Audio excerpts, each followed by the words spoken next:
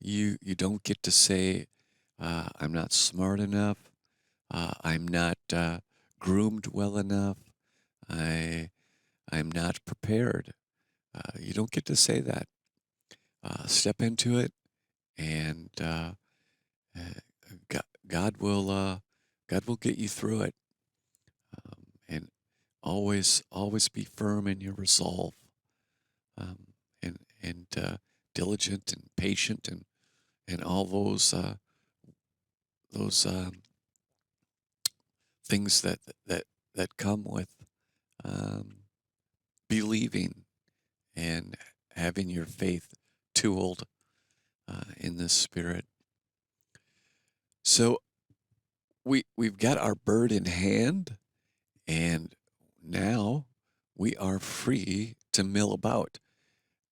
So we're going to head back in to Minneapolis, cross over the Mississippi where it joins the Minnesota, which is the location of Fort Snelling, one of the early frontier forts in Minnesota, and a great place to visit. Get down there on the river and check it out. Uh, so there's some historical buildings down there, as well as some fabulous uh, nature walks. I don't know. There's a couple rivers down there. Uh, We uh we are not very good at proceeding uh, without knowing. Seems like we want to know, and seems like it's hard to live right in the here and now. We're always doing something so something else will happen, uh, and the next thing, the next thing, the next thing, and it's really hard to get into that moment because you might not uh, realize you're speeding when you're passing uh, the law and uh, get a ticket. No, that didn't happen. Uh, so um, one dash line at a time. It's a good motto, but it's not that easy to follow because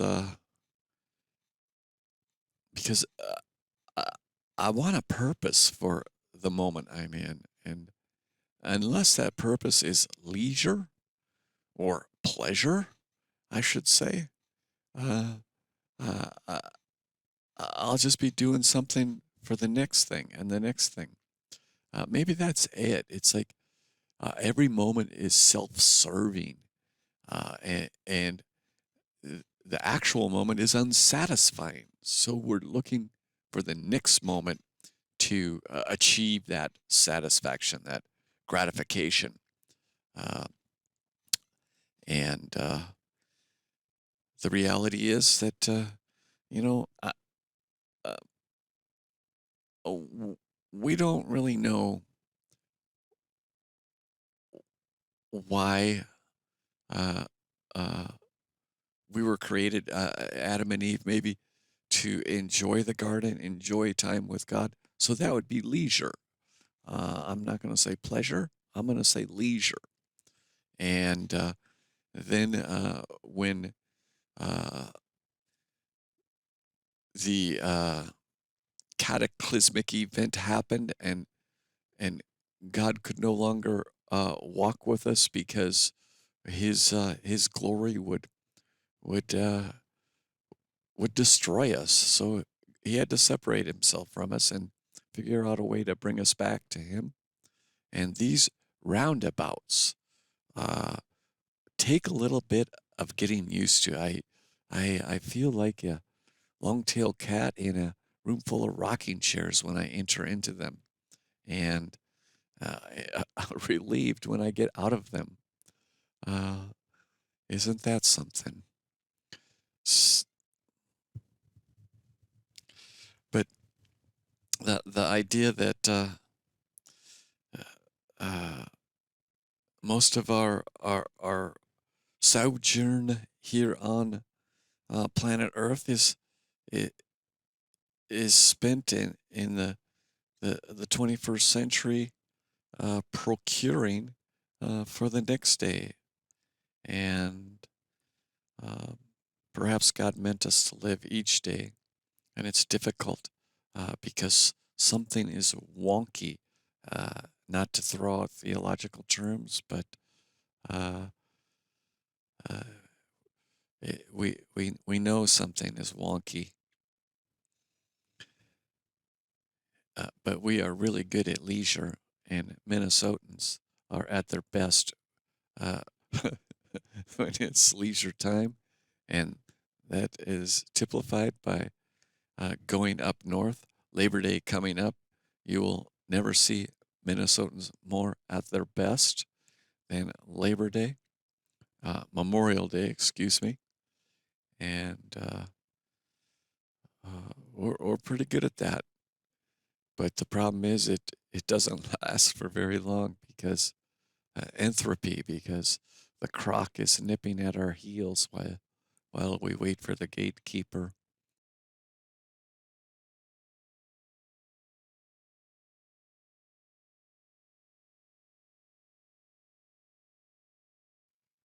Now you have to remind yourself you're on a highway here. It's not an interstate, even though it kind of looks like a shoddy interstate.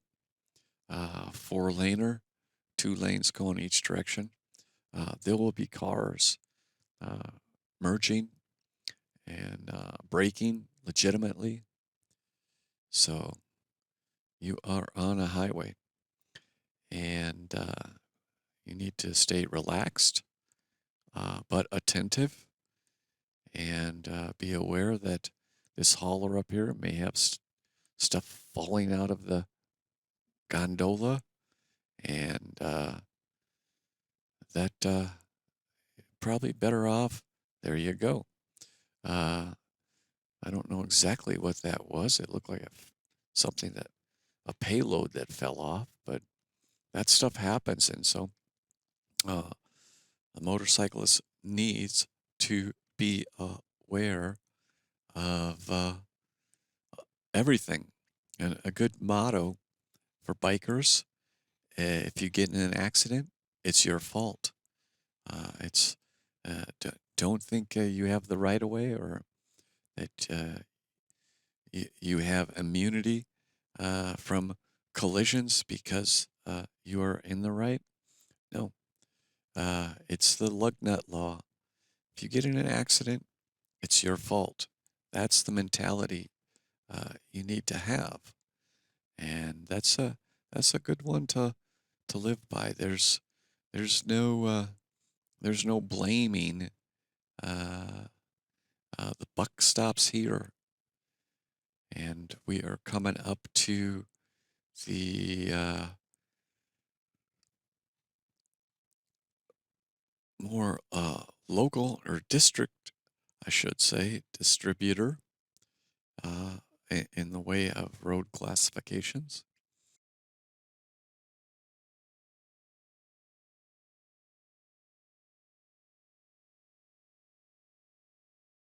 This road is horrible.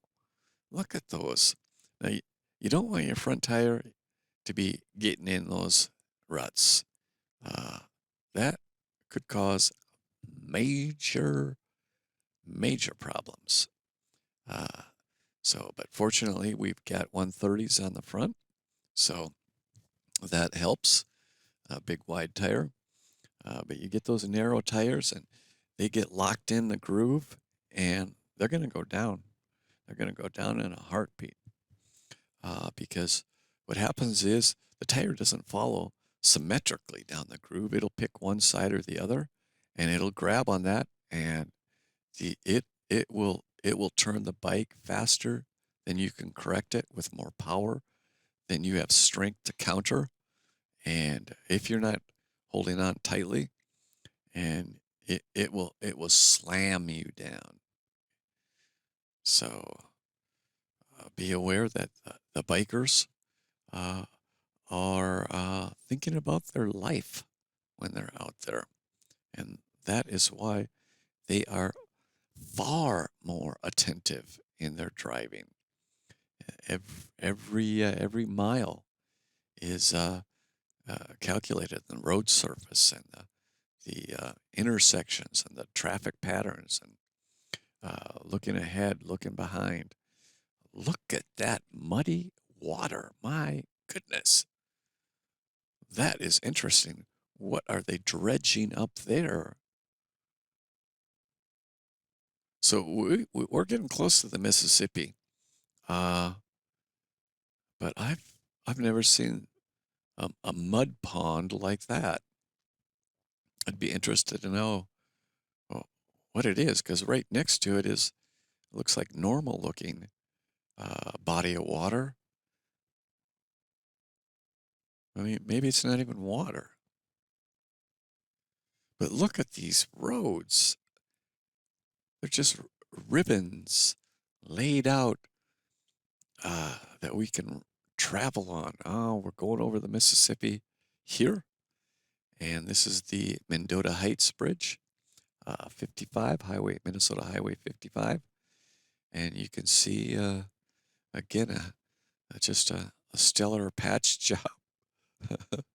uh, but it is what it is. And I guess in uh, the political environment of altruism, there is a price to pay. You just can't satisfy the masses. The more charity you extend, the more charity you will need in the future. It's just the way we are.